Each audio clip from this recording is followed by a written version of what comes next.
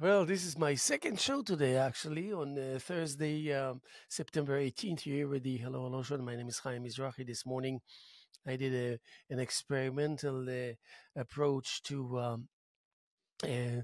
the never-ending process of second-guessing myself creatively, and I managed to achieve 59 minutes of back and forth with the verbal aspect of the mediums. It's called poetry, prose, and storytelling poetry. So I was very happy, and I could not ask for more of a kind of transition that makes sense by having my friend.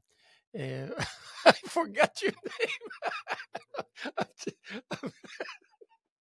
give you a hint. Begins with an N. Nick Weber, second to none. Again, we're getting a second chance here to, in order to enhance and fortify that concept of interaction and the value of communication. And I guess that this is a privilege to have him here with us. So, Nick, first of all, sorry about the mystery behind the disappearance of our first show, which is like I don't know where that was coming from, and now the fact that you're here, which is a miracle in itself, also on so many levels. So I wanted to really jump and mention triumphing in the trial and error, touch and go domain of the immediate vicinity of our medium, the creative medium, painting, canvases, blank canvases, subject matters floating on the surface, confusion, doubt, resolve, conviction, whatnot. And I want to discuss all these things with you today. Sounds good. What do you want to know But about that it? doesn't say, you tell me where do you want to go with it. But no, I mean, I remember that the summer of our gathering last time was really surrounding around the that which defines us as artists. And what is it that we have to encounter, and how is it influencing changes and breakthroughs, and what is our aspirations, and of course the pain that comes along with Yeah. with the ups and downs and all this, and then family, of course, that is even at a good day is a challenge and an obstacle. It's a given, and we have to beautify it in order to keep on going, because what else can we do when it comes to family and art, which is one and the same, don't you agree, Yeah. kind of thing?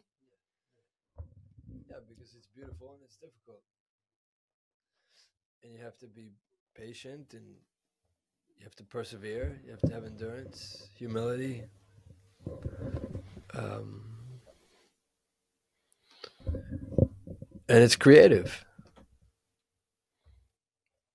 Now I was thinking about uh, you as an artist, but I was thinking you standing in front of the canvas, what kind of rituals you have, what kind of tension you would face by trying to do well by the canvas. Yeah. And I cannot get to understand where is that beginning, middle, and end in your journey. Can you share it with me a little bit? Yeah. Well, one thing that's a little unusual about my work is that a lot of it takes a lot of the paintings take 10, 15, 20 years. So they I have brought them around from studio to studio as I've changed studios. So some of them started. Um, I've changed many times. Technology has changed. The studios have changed. Life has changed. Politics have changed. The world has changed. Yet I'm still working on that one painting of some person or some place. And that's interesting because then the painting has many different realities in it. I'm talking about the representational work, not Yeah, like necessarily the layers that abstract. known only to you. Yeah, they're known only to me, but I Most think of it, at least. yeah, but I think when somebody else looks at it, like if you look at it, like let's say you're looking at a night painting that I did over the course of 20 years, I think you would feel that there was something in it that was a journey. You know, I think that, and that to me makes them more accurate, more realistic, because like let's say you went to an intersection out here that you think is beautiful. There's a street light at night, and there's a tree that you like that's lit up by a street light. Maybe on Gardeners. Do they have street lights on Gardeners? Yes. Yeah. No, Okay. actually, yeah, yes, it's some sections. Yeah. So if you're walking a dog or you're just taking a walk and You know, maybe in the old days you were smoking a cigarette, and now you wouldn't be doing that or anything. But you're just walking around at night. I used to love that. So you go to this certain intersection and you think, oh, that's a beautiful intersection. I'd like to paint that. And you paint it. And you can paint it by direct observation. You can take a photo, work from the photo. There's many ways you can paint it. But if it takes you, like in my case, I went to college in Palo Alto, California. And so there are a lot of intersections at night, or just pieces of the landscape at night, that for me were imbued with romance and mystery and possibility and loneliness and quietude and menace and a whole bunch of dramatic things that I just thought, I got to capture this. I got to paint this. And I had a Pentax camera that it was 35 millimeter. I would go outside at night and paint with the headlamp, but it was pretty hard because the headlamp would create a big glare on the Yeah, painting, and yeah. it was hard to see the colors. So I still did it. I think it's valuable, but instead I would go with charcoal drawings and do them at night. But I started to take these photos, long exposures with the Pentax 35 millimeter camera, Oh, yeah. and I had a tripod, and I didn't have access to a dark room or a dark room, so I'd bring them to the Photoshop, and they'd come back underexposed, overexposed, all messed up. But I would know how to use them to get what I saw in my mind's eye. But a lot of these paintings took me years and years to do. And so they had these different moments in my life. They had these different moments in the life of the world. If I started it in 1995 and finished it in 2020, well, so much change had occurred, and that's going to go into the painting, emotionally, spiritually, physically, the layers of the paint. And so I like that a lot because to me it would bring that landscape alive. Because the landscape itself has been there since the beginning of the planet, and it's been on different continents, and it's had coniferous forests, and it's become frozen in ice age, and then dinosaurs roamed, and then the different layers of soil and all these different changes, and then suddenly people arrived and they poked an electric pole in it and put a street light out, and the town planted some evergreen trees along the side of the street. So what you're looking at evolved to get there too, through all these different changes. So the changes that happen in me don't have to be the same exact changes as happened in this place. Yes. But the fact that it has changes in history and layers is good enough to represent other changes in history and layers, because after enough time, changes in history and layers are all the same thing. Yes, and you know what's interesting about it is that you don't have to point out your knowledge of what the nature of the change is, but rather just thinking that there is change Yeah, is already influencing the way you handle the canvas, even in ways that are not clear to you. yeah, But what is the pressure and the necessity to be accurate? For example, most of my friends that I know, all the way from Michael McDowell, that happens to be a great painter in my eyes, and some other Russian friends from Jerusalem that are just like mind blowing and mind boggling, and so many others. They I never found them secured enough to look at something and say, "Okay, I got it. I'm going to go to the studio and I'm going to replicate it from my photographic memory or just my ability to hum when I cannot sing." To squint when I cannot see clearly, things like that. yeah, And I will get there, and trusting the fact that just because you leave behind the anxiety of the necessity to be accurate, it adds to your ability to capture what you saw just an hour ago, a week ago, by way of intersection, by way of a landscape. You yeah, don't see much freedom that the artists give themselves, not necessarily getting a license from society. yeah. So, what is the nature of all this? You mean for people who are realist painters? Yeah, that you can just look at something, see it, go back to your studio and paint it without Yeah. points of reference. I mean, it's okay. That's a part of but to be able to do To just come from your mind. exactly, Yeah. exactly. So much freedom I see involved in there, Yeah. and I don't know. Maybe I'm too naive to think whether they're not taking more advantage of this factor. Well, when I've tried it, it's always been too frustrating. So What your inability to, again, to be accurate? yeah, I mean, I guess it started when I was taking painting classes in school, and I would paint, observing the model, and then the model would get up and walk away, and there'd be a 5 minute break or something, and I keep working at that point from very recent memory.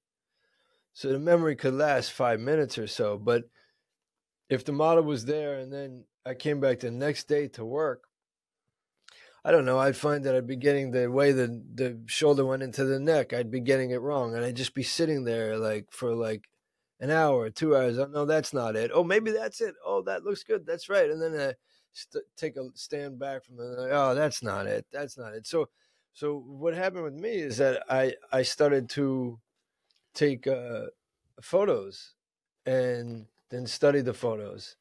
And I'd often be so surprised. The photos were so different than what I was perceiving. So for me, it became a like putting myself into this role of not knowing and really relying on observation and improving my uh, skills of observation. But to just be accurate doesn't mean anything to me. Like a lot of people can paint accurately, but you have to paint accurately to get at the thing that you saw. So I had this girlfriend in college who, there were certain things about her that I thought were so beautiful, many things about her, and I wanted to paint them. And if I tried to paint them from my mind, that would kind of get at it. But if I took photos, of like the way her neck went into her jaw, and the shape of her head, and I really, really, really studied the photo, I could get to it. I could get to that's what it is. That's what I'm trying to convey. So for me, the need to be accuracy was the need to be accurate to something that struck me in the first place, and then to finally, through study and patience, get there to that point. So I really conveyed it. And whereas if I went off script and I just did it on my own, I might have more freedom. The painting might be nice. People might like the painting, but for me, it wouldn't be quite that exact thing that I was trying to grab, that I was trying to So when see. you switched to abstract, did you feel like somewhat guilty? Oh, that's a good question.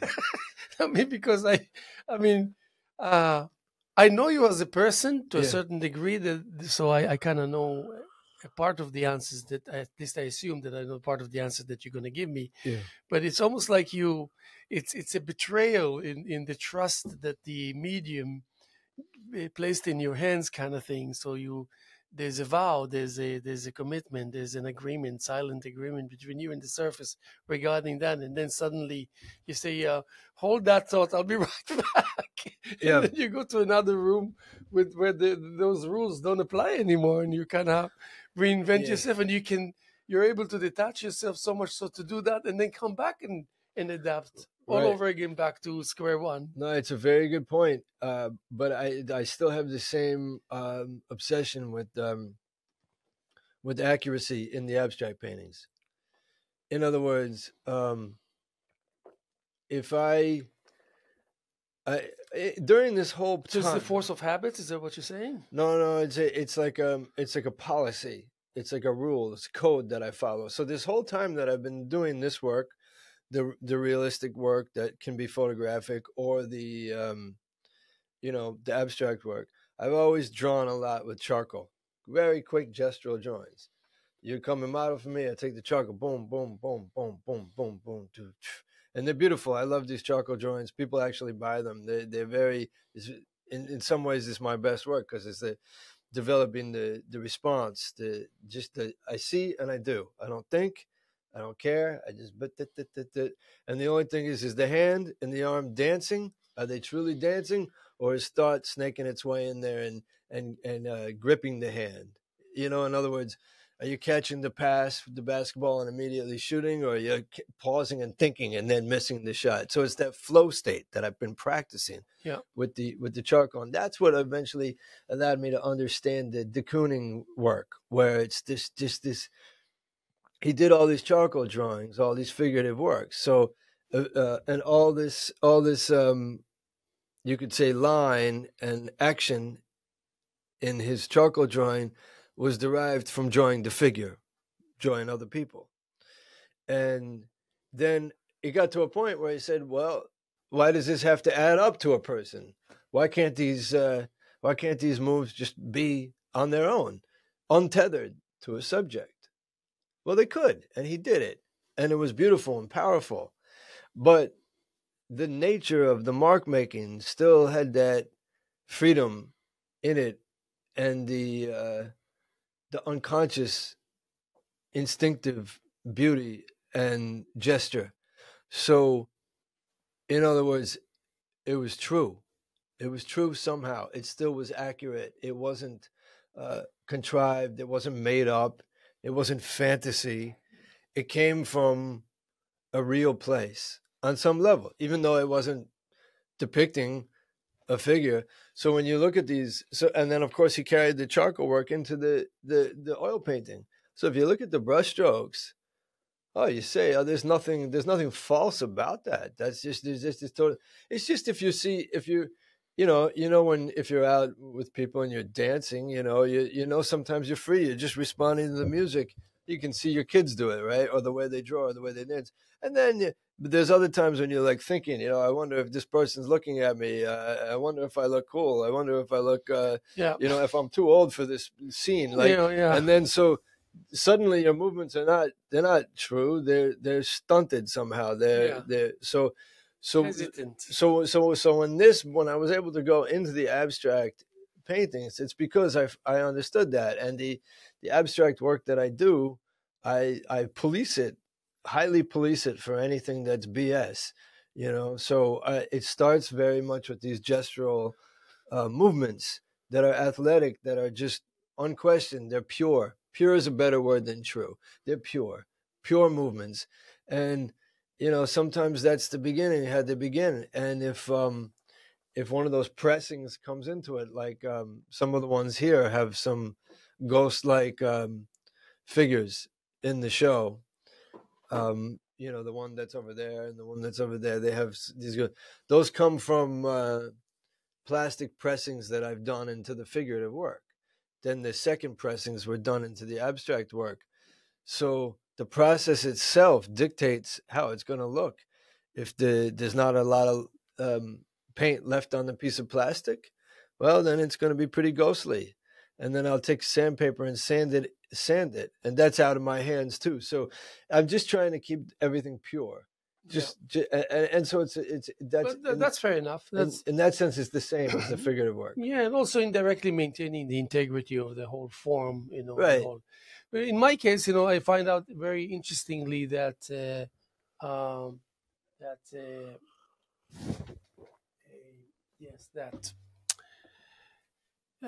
realism can't wait for me to appear and to decide that it's time for me to pick up disciplines.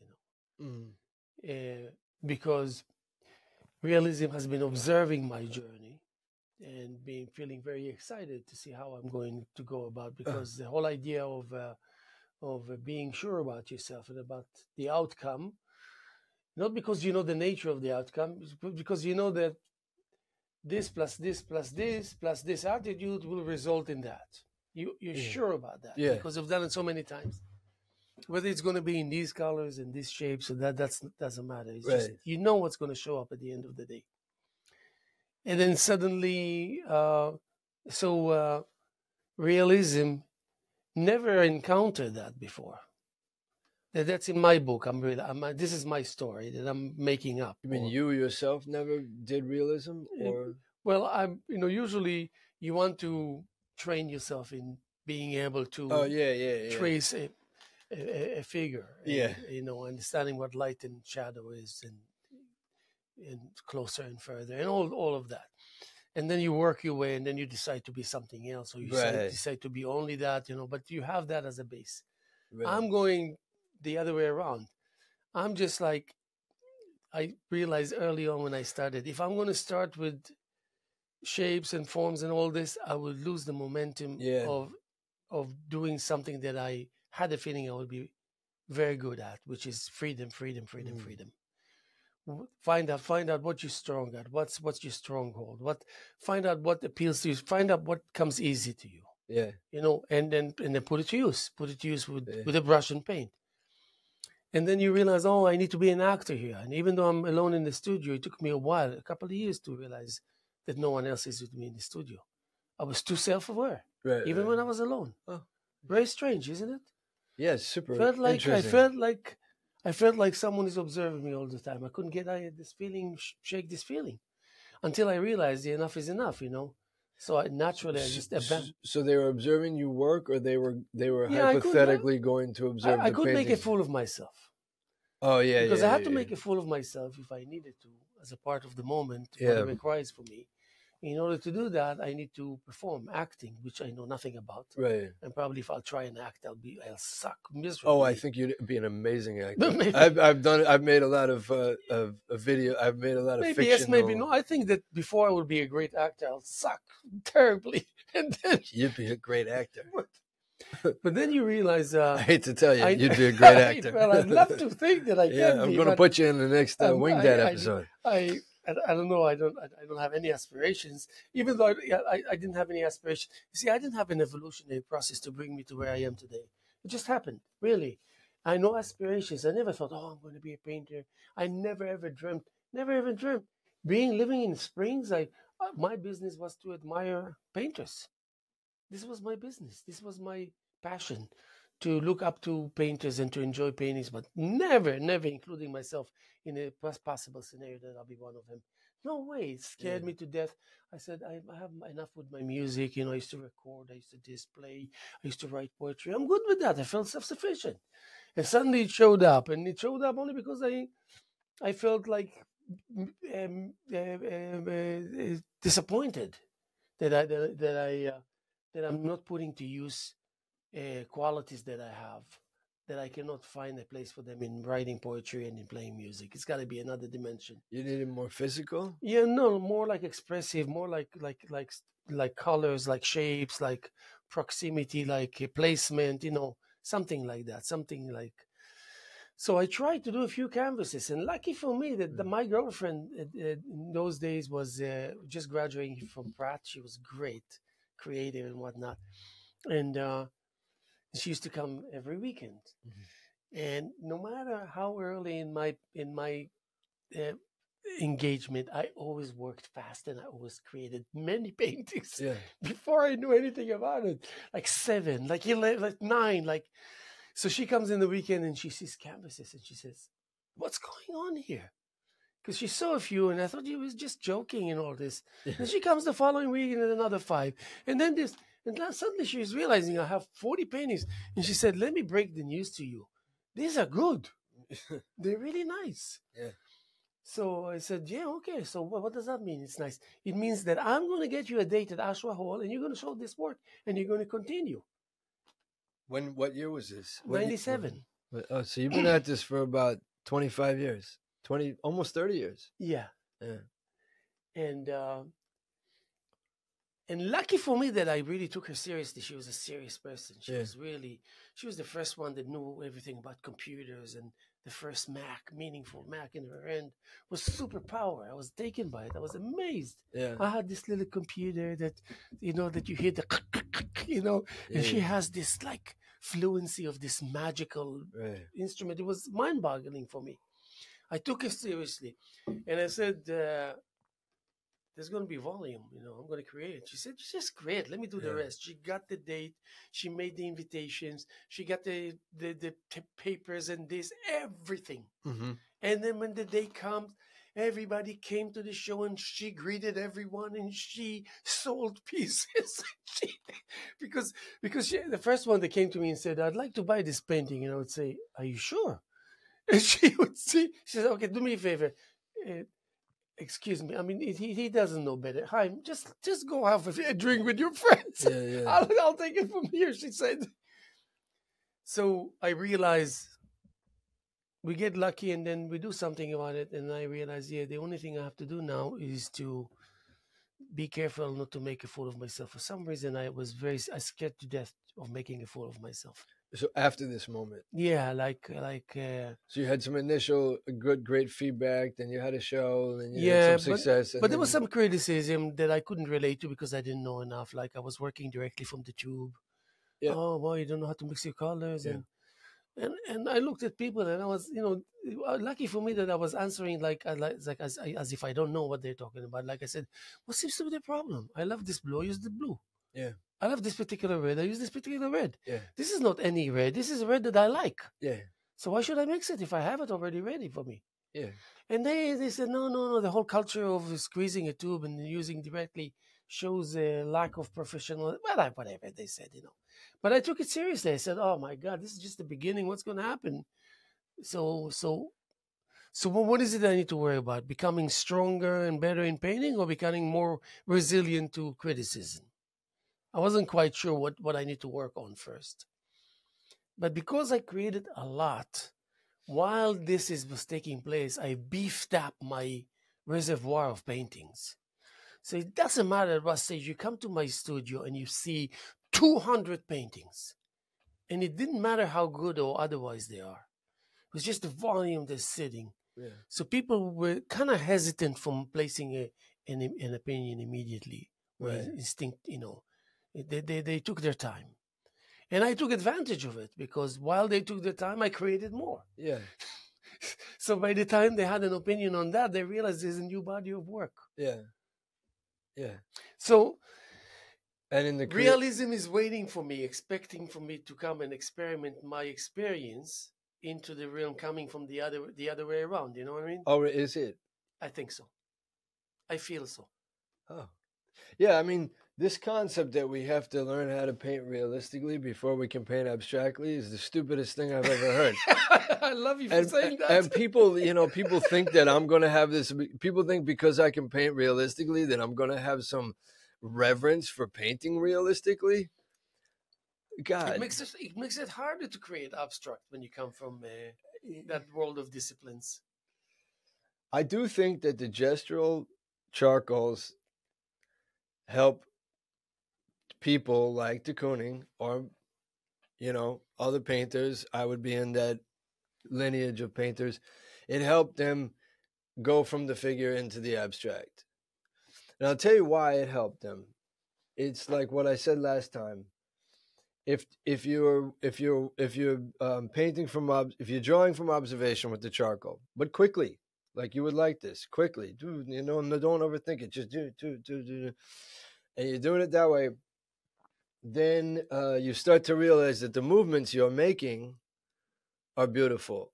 The more arm movements and the way the hand holds the charcoal and the charcoal records that on the paper, that's beautiful. It doesn't necessarily have to add up to anything because you're actually working with your own figure.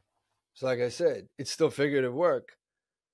But now instead of observing a figure and drawing the figure, I'm just being the figure. Yes. But it's still the figure. Yeah. And so that kind of flow, that kind of calligraphy, I think is helpful for some painters and artists to launch from observation into abstract. Yes. Because it makes sense. It's a road to freedom when you see that your own body is the figure.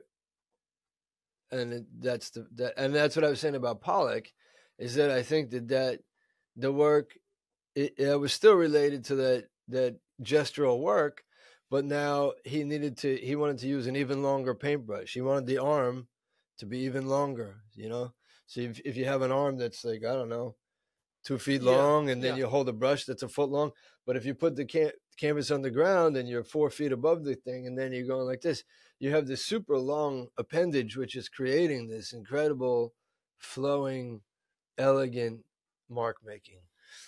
But this thing of drawing apples and still lives and stuff like that for 10 years before you start painting abstractly is completely unnecessary. Yeah, no, I agree with you. Also, short-lived, the whole idea of, for example, if I was to be you exactly as you described with the charcoal and all this, if I was to do that, because of my personality, I would end up with a solo exhibition of 50 paintings that are nothing but the gestures of my arm. Yeah.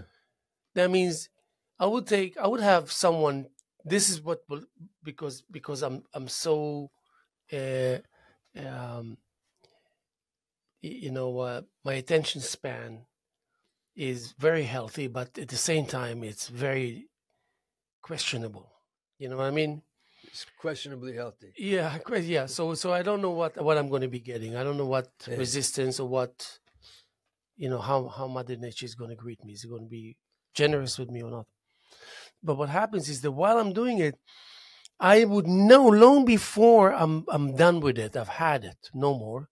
I would know it's coming, and I know it won't take long before this is going to be a fact of life, and then I won't be ready for what's next. So I'm contemplating while I'm doing that. Let's just say I was to be that. The charcoal, this, the rhythm, the shapes. Now I would focus. I wonder how my arm would look if I can draw my arm in this and in that and in this and in that and here, and just have 50 canvases of portraying the gesture of my arm. This is the way I would work. You follow what I'm saying? So I am. So the subject would actually be an arm? No, you would do your whatever you do with the charcoal as you described. Yeah. But then you would switch to portraying the arm that actually sketched it and did the charcoal. Right. In all its variations. Yeah. Got it. And so who that would ever think about that? It's just people don't think about, let's say, let me think about how I can portray my body posture, changes of posture and gestures, while I'm actually creating this style and that style and this volume and this group. You know what I mean? Yeah. Now you can do it. I wouldn't be able to do it. I'll be able to think about it. I will be able to maybe take, let's say, the drip and the splatter and all this, very tough subject matter to get away with it, to do it. Yeah. Because I created drip and splatter seriously. And I really honestly wanted people to treat it as such, like treat me with respect. Jackson Pollock, Jackson. Yeah. Everybody says Jay. When they said Pollock, I said, no, Mizrahi, sorry. Pollock, no, I'm sorry, it's a Mizrahi. And they, my shoes, Pollock, no, it's a Mizrahi shoes. Right. Two things I added to Jackson Pollock that he didn't even get to a point where he thought it was possible or an option to think about. One, when he dipped the paint and he released the paint, it was done. He doesn't have control over the paint. It's going to land where it's going to land. Yeah.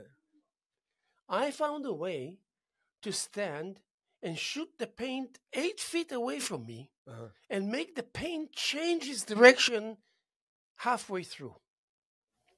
Because of the gesture of my arm, how I release. And when I release it, it's like almost like this almost like a martial arts kind of explosion that I do. It's amazing how it works. So it will shoot straight and suddenly it will do this. Yeah. And the other one is the counting, like as a drummer. Because when I come as a drummer, I said, here's the space, and I'm going to be doing the beat. Yeah, I'm going to, I count. Let's go to basics. So it's a single stroke roll, double stroke roll, paradiddle, triola. So I decide, what am I doing? This painting, this drip is going to be 3/4. Yeah. This will be a paradiddle. This will be a double stroke. This will be a double stroke paradiddle. This will be a single stroke. So when I decide something, I dip the thing and I do 1, 2, 3. Dip the thing, 1, 2, 3. Dip 1, 2, 3. The thing is this. It sounds very, very kind of wishy-washy. It doesn't sound wishy-washy. But I'll tell you what happens. It's crucial. So I realize I'm doing it. And I don't know why and what it's going to result, but I trust that the result will be something that is not familiar to me. Mm-hmm. And then I will learn about it. Then I'll be able to repeat it. Then more and more. So what I realized that I do 3, and then I forget, and I do 5, and I do 2, and I do 1. I said, rhythm is rhythm. Mm-hmm. Wrong. I learned early on, you got to stick to your plan. So now you're talking about 100 layers. Easy. Yeah. Easy. Layers complete, not aerial. Right. Complete. That means you have to have a session all over the canvas. That's 100 times. Mm-hmm. Drying time. As a painter, you have to think about these things. It's Yeah. a part of the every time. So I realized the secret to this is to follow your plan. Like a robot. Like follow the plan. And if you fail once, admit that you fail, continue with the plan. And so this is so trivial, so basic, yet the significance of it, the extent of the revelation that delivers to you is unbelievable. I felt so weak in the face of the strength of that realization. Like literally, I'm not kidding you. So now when I'm out there and showing a drip, I realized that I cannot just show drip to everyone. Oh, come and watch my wonderful masterpiece, or something. Or at least watch this. And I'm thinking, I hope you understand it's a masterpiece. Mm-hmm. But who are you that I should expect from you to realize that? I don't think that's possible. So now I'm getting into a point where I'm thinking unnecessarily and draining my own energy. So now I pick and choose who I'm going to show my work to, Right. if at all. And that's another aspect of growth and breaking through, these realizations. It's not a given that you should go out and once I used to discover something in my studio, I used to come to you crazed. I got something to share with you. Yeah. You won't believe what happened to me in the studio, and I'm trying and I'm thinking I'm doing you a favor. Then I realize I'm overwhelming everyone. And those that I don't overwhelm take what I preach them and they imitate me. Like literally, I'm telling you, steal it from me, take it. Right. I slaved for weeks and hours and whatnot, and I'm just giving it to you. So you realize, just like Janet Leigh used to tell me, don't volunteer so much information. Right. Don't volunteer any information. Right, but this sounds like we've like the initial thing you were talking about is the drip paintings. Can we go back to that for a second? I just think that what you're saying, Pollock did the drip paintings for what, 3, 4, 5 years? It wasn't a lot of time, was it? Yeah, I would say a decade almost. Okay. 8 years, but out of which maybe 4 or 5 years he was coherent, Right. So it was just a quick thing. Yeah. In the history of painting. Yeah. And so it sounds like what you're saying is there's so much left to explore in drip painting. Yep. And the crazy thing that when someone would say, "Oh, that's a drip painting, you can't do that. Jackson Pollock did that." Could you imagine someone saying, "Oh, that's impressionism"? Just telling Pissarro, "You can't do impressionism. Monet already did it." It's just like it's just so stupid.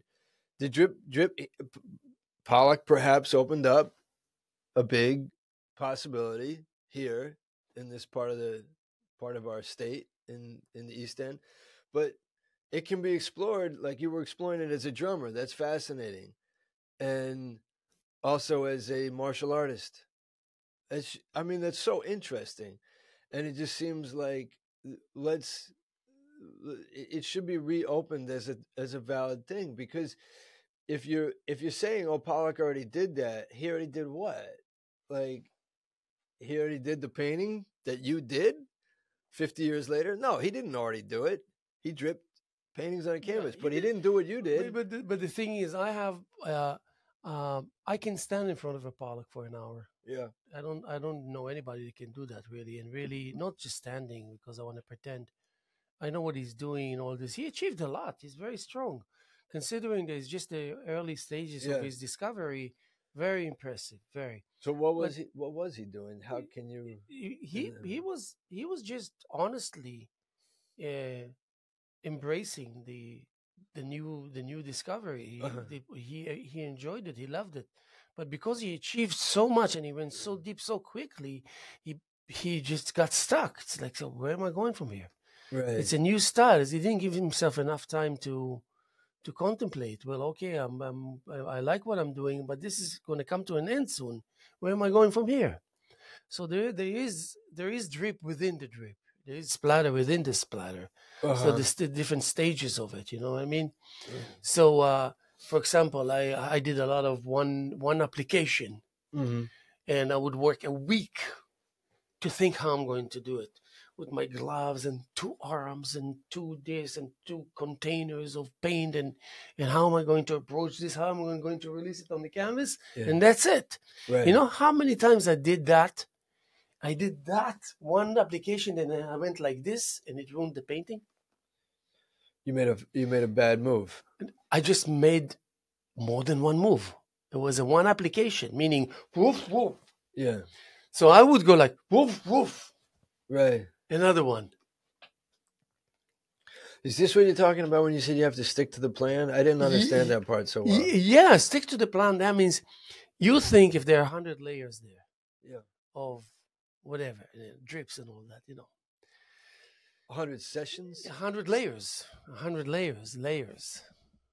Like literally, you put like you're painting over the surface 100 times with different colors, with the same color. It doesn't matter, but 100 layers. Can you imagine 100 layers on a 6x8 canvas? That would be probably 4.5 gallons. Right. 100 layers. Right. So that's heavy. Right. That's thick. Yeah. So now you're doing it with splatter. So you would think, let's just say if I drip, Right. and I drip, I won't be saying, oh, whoops, oh, I put one extra drop there. That's no good. Uh-huh. No, I didn't mean that. The concept is that you are not going to achieve what you're hoping to achieve if you don't stick to the plan. That means the surface knows that this wasn't the count of 3, what you just did. It will know there was something else. Not that it's wrong, it's just not according to the plan. So if you do it and you fail here and there and you lose the count or you forget, then it's a problem. Then you're going to get something beautiful, but not what you wanted to get, not what you counted on. Right. That's a big, huge difference. And remember, we don't want to achieve beauty.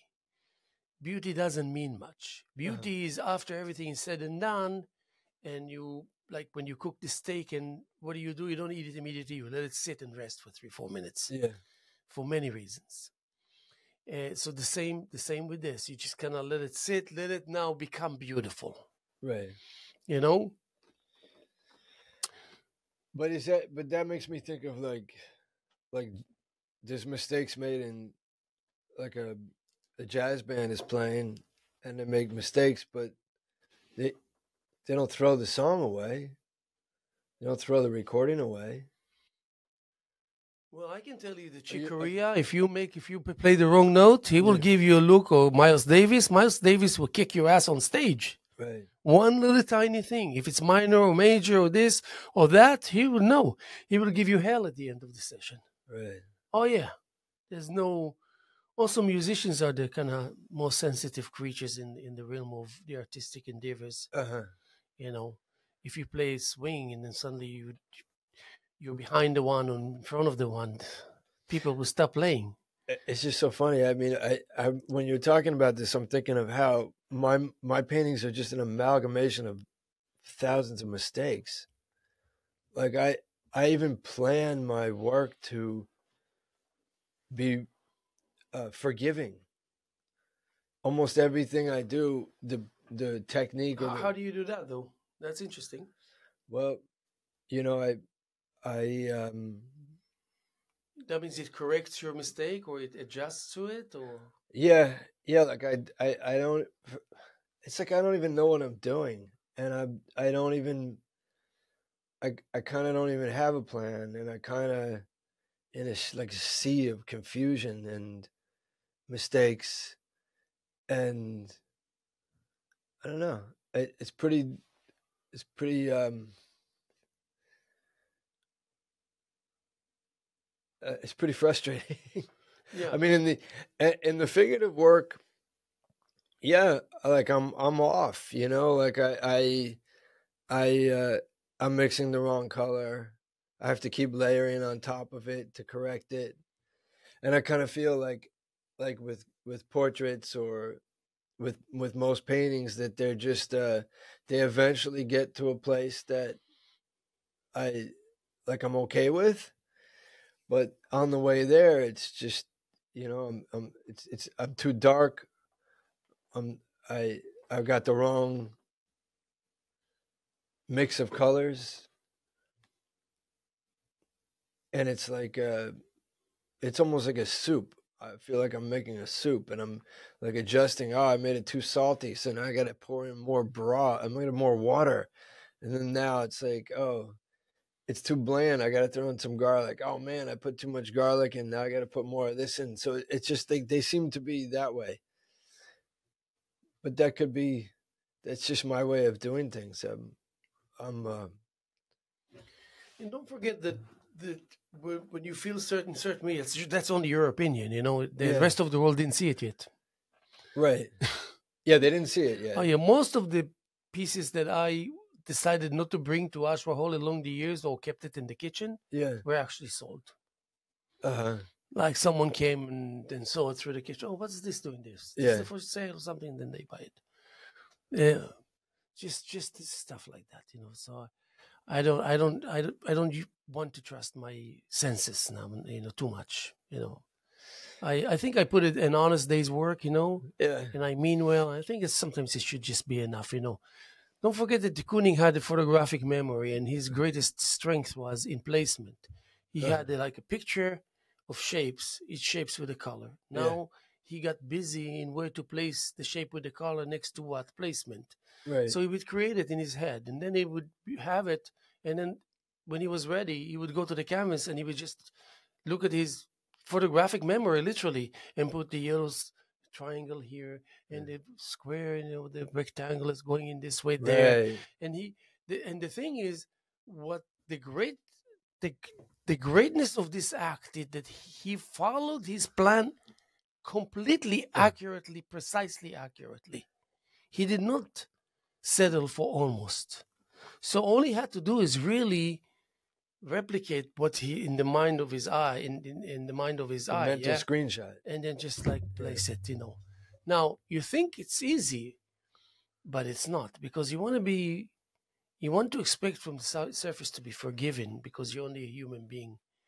But once you do that, you're doomed. You will never stop making those mistakes that are uncalled for and shouldn't be tolerated. You should follow your plans as much as you can and as accurately as you can.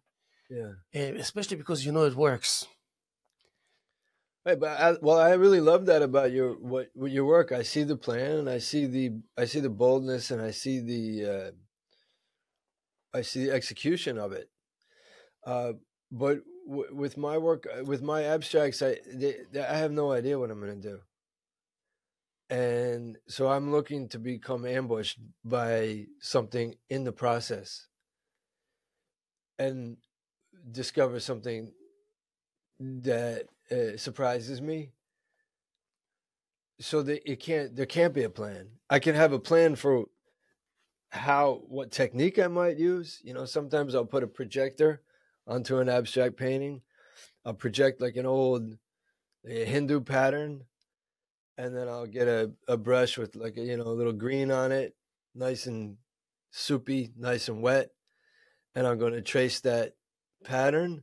So that is the plan, and I will stick to the plan. But what's going to happen is just always like, I don't know what's going to happen at all. Like a lot of times, so then I'll do it. I'll trace the pattern that I projected. It won't look good at all. You should only worry what's going to happen when you become really good at it, not before. Right. You follow the point I'm Yeah, trying no, to... I know what you're saying. It in the early stages, it's a waste of time to worry about what am I doing, what am I going to do, wondering about it. Don't wonder. The thing is, start from the end to the beginning. Create texture. Yeah. Forget about colors. Just texture. Take spackle, whatever. Sand with paint, white, whatever. Just create it. Worry about creating texture on the surface so it will just give you a point of reference. It's going to dry and you can't wait for it to dry, which is a great period of time. Yeah. It's almost dry. It's not dry enough. In the meantime, you're working on another painting, by the way. Yeah. It would be ridiculous, irresponsible not to work on another painting. And it's the same token. It's not because it's a good idea. It's because it's just... Otherwise, what are you going to do? Thinking in between There's only that much that is really worth it to think, So you wanna kind of say, okay, even if you said to yourself, what I'm creating on the side is just for me, whatever story you want to tell yourself, it doesn't matter. It's Right. just so you can continue to do that. And then when you have the texture, you already have probably a dozen ideas that you're not aware of. Yeah. You tricked yourself into having an abundance of subject matters in your mind. Yeah. Whereas if you were to begin from the other way around and start building up texture, you're not there yet. No. Go from the end to the beginning as a beginner, you'll Yeah. prevail.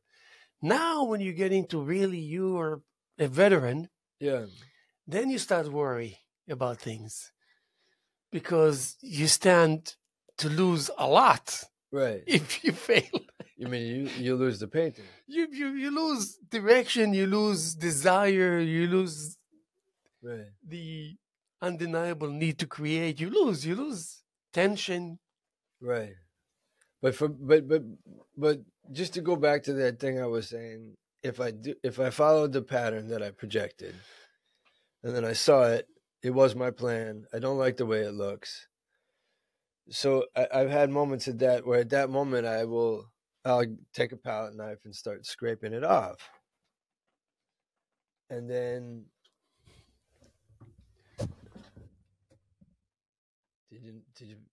are we not recording? No, I can't believe it's 51 minutes already. So I take a palette knife. This is one thing that happened one time. So I took a palette knife off, and I scraped off the mistake. It took me about 5-10 minutes. Then I sat down in the chair facing the painting to just think what I was going to do next. And then I realized, oh, that's weird. The scraping of the palette knife to take off that crappy mistake, that ambushes me. It looks beautiful now. It looks interesting. It's seductive to me. And then I want to leave that. But the point is that it was because of a failed, broken plan that fell apart that I got to the thing that I wanted, because I didn't know I wanted it. I didn't know it. Do you know what I'm saying? Yes. Like it was just, It was like a plan. It messed up. Then I tried to correct it, and then somehow in the correcting process, something happened. So that is how almost all the paintings, all the abstract paintings, unfold for me, and I find that process to be quite painful because it's a process of really nothing working. And maybe that's, you can tell because the paintings look like a big jumbled mess of nothing working. Well, I mean, I don't know. Again, that's what you think. The world will think otherwise. Remember, your opinion doesn't count almost here. No, I think the paintings are good. It's the world. It's the world that has a low opinion of them. I don't know about that. For example, I will never take an image to diffuse it in order to reach abstract. I wouldn't use the image at all. Who needs an image? The thing is that you have to resist the temptation from using images. Yeah. Or represent or include any coherent gesture. You cannot do that. That means abstract expressionism cannot be created. You can create it vis-a-vis abstract, but you want exactly to do exactly the opposite. What do you mean? You have to come from the complete lack of abstract to reach abstract. You know what I mean?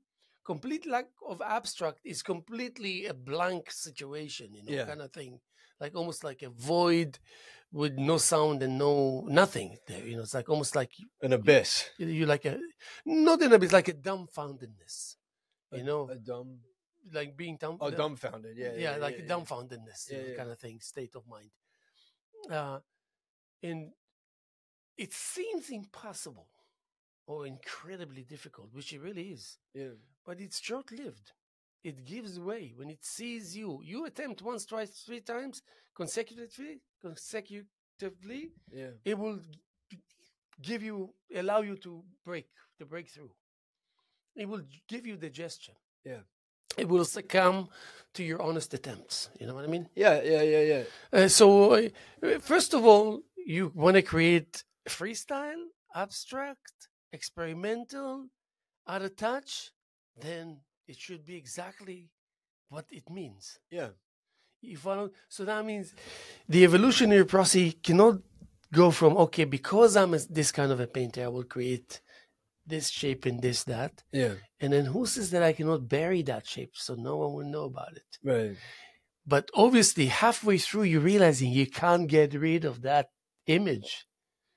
You can't get rid of that shape. Right. You know why you can't get rid of it? Why? Because it was in an abstract painting. It was in the place where it didn't belong. Yeah. So now it's almost like getting away with murder kind of thing, you know. Now it's like you didn't kill the person, but you're the one who needs to bury him, kind of thing. You know what I mean? because whatever reason is. So now here, it's super, super difficult to get to that point where you create literally something out of nothing, and you realize you need to trust yourself. Trust in what? Only God knows. Just trust that it's going to be okay. Mm-hmm. And the more experience you get, you would know the nature of what it means. It's going to be okay because you did that 100 times, and 100 times it worked. Yeah. You keep that recollection. That's your strength. That's your heritage. That's your savings account. You know, mm-hmm. Nobody can take that away from you. You have a moment of misery or be feeling this and that. You take $300 bills, and now you feel a little better. Yeah. You can go and spend it. You can function the whole day. Right. Something like that. Yeah. So that's why de Kooning was really a genius, because he was so. Why do you think when he built that new studio of his, now he had the freedom to really take his time, because he knew that the moment of application and implementation is so crucial. You get only one chance. That means he won't. If he would do everything and one little thing goes wrong, he will not try and fix it. He will abandon the painting. He will paint over it or whatever, with anger, will start all over again. Right. And he would be upset of himself for knowing better than that and still failing. Right. So that's why he took his time. Now he has balconies. He can see things from different angles. It's large scale and that. But it's simple. The larger it was, the simpler it was. Mm-hmm. And that's what abstract expressionism is. That you can take like Hoffman, bulges of black color. And did you ever see, I saw him in a video from the era. He's painting black. He's on Motherwell. On ladders. And I know he's painting. So now this is accurate video of a painting that now is worth $200 million. And he's doing a ladder. What is he doing? He's got a 1.5-inch brush. And he hit that on the surface. And he's just like, he's using friggin' black over black, the same black, over and over again. But he's giving you the impression that he's using different colors and shades. And he cannot create anything other than the blackness of the pigment, especially if you're doing multiple coats. But you see him, he's there as if, because he sees act, and he's acting it to perfection. Mm-hmm. And that's why he's guaranteed success. But this success will last for a century. Mm-hmm. Not will last for the season, and some people will buy it and make you feel good. Yeah. And so that's where we need to be careful, and that's where we need to kind of, I think, personally, to reduce the pain that you're experiencing, stick to the basics and say, well, let's see. Right. What can I accumulate so I can use as a point of reference that it will always be there for me? But don't you think that that's what exactly what you have to abandon? Then you won't think about abandoning. Then it will happen on its own. Right. But we're kind of running out of time with it, believe it or not. That's like, I'll pick it up again now, our next conversation. It's a cliffhanger. About abandonment. Yeah. We have to abandon it right here? Yeah, I think so. Let me see. What is it? I don't even have my glasses. I feel so embarrassed. What is it here? It says 59 minutes. Oh my God, almost done. That's perfect. Anyway, Nick Weber is here with us. Nick, thank you so much for being with us here, sharing. That was actually very nice. That was better than the first? Yes, I think so. And it will get better and better. So we're going to have Nick here with us. More often than not, God bless, we're going to be here tomorrow as much as we were here yesterday and as much as we're here this afternoon, September 18th, year 2024. God bless. We love you. Take it easy. We'll see you soon.